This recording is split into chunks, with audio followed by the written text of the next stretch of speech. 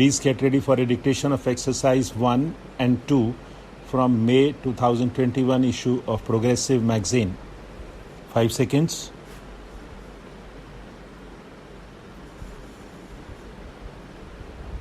Start.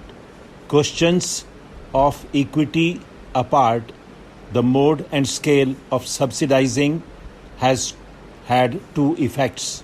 One has been to induce a faster rate of growth of enrollments at this level than is otherwise likely to have taken place. In several parts of the country, the fees charged for higher education have remained unchanged for decades, and the rising costs have been almost wholly covered by the subsidies from government. Higher education has therefore become almost free for those who are in a position to meet the other related expenses. The other effect has been to encourage in this sphere, particularly in the last decade, a kind of entrepreneurship with little commitment to the goals of higher education, where the rate of subsidy is high and the rest of the expenditure can be almost wholly covered by fees collected from students. A college can be started and run with very little exertion on the part of the sponsors. In Delhi, 95% of the excess expenditure of a college on all approved items over its income from fees is met by the University Grants Commission. The sponsoring body, whether it is a private agency or a local authority, needs therefore to cover only a very small fraction of the total expenditure on running a college.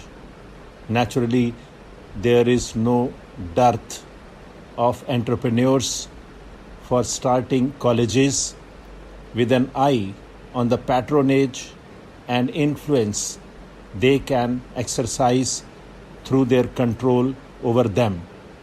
Though the extent of subsidy is not as high elsewhere, the position is not very different in several other parts of the country where liberal grants in aid are given by state governments to colleges.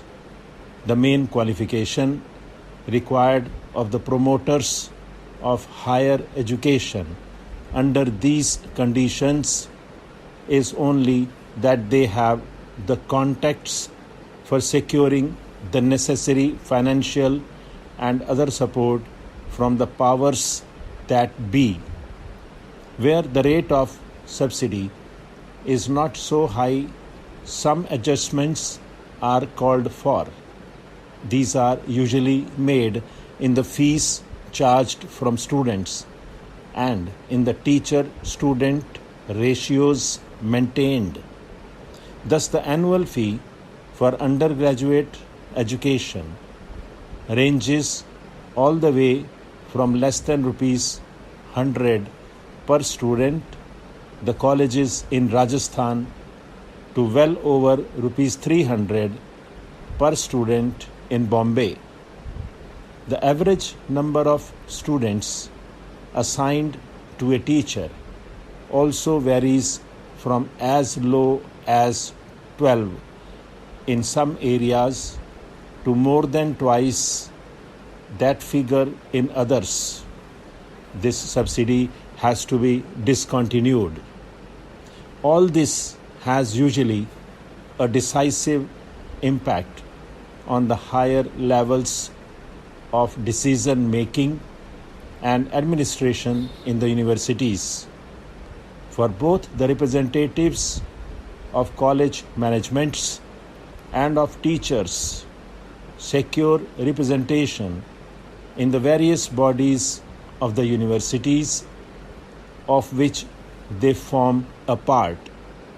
Changes in the structure and content of courses are therefore usually resisted if they call for more appointments at the college level than the managements are prepared to make, or if much more effort is required on the part of the existing staff. If any teaching is organized at the university level, as is generally done for postgraduate courses, the principle of representation has to be usually given considerable weight, irrespective of academic considerations. The various sectional interests involved have to be taken into account also when examiners are appointed by universities, and sometimes even when the results of the examinations are declared. Universities, as organized now, are in fact highly vulnerable to pressures of various kinds. The representation given to colleges, the system of elections to the more important decision-making bodies, and direct dependence on government grants are all potential instruments for gaining influence and exerting pressure within universities. It is not surprising, therefore, that when teachers and students are also free to participate in political activity, universities get affected very quickly by all the undercurrents and conflicts in the society of which they are a part. One of the major problems now is that while political forces are able to gain entry very easily, the universities do not have the means for effectively coping with them. Under these conditions, growth in size beyond a point becomes a particularly serious handicap. Not only are there few economies of scale to be gained by such expansion, but diseconomies set in through their greater vulnerability to pressures from outside and from within. This has become a major problem for many Indian universities. The growing tendencies towards regionalism in the country have also had serious effects on higher education. These tendencies are generally expressed in demands relating to the medium of instruction. Some of these demands are based on sound educational principles and are wholly justifiable, but in their most extreme form, they usually indicate either ignorance of the minimum requirements of higher education or inward-looking conduct of a kind that places considerations of a selfish character above these requirements. In practice, both have been in evidence. More specifically, the problem arises when instruction at the postgraduate level is sought to be given in the regional languages.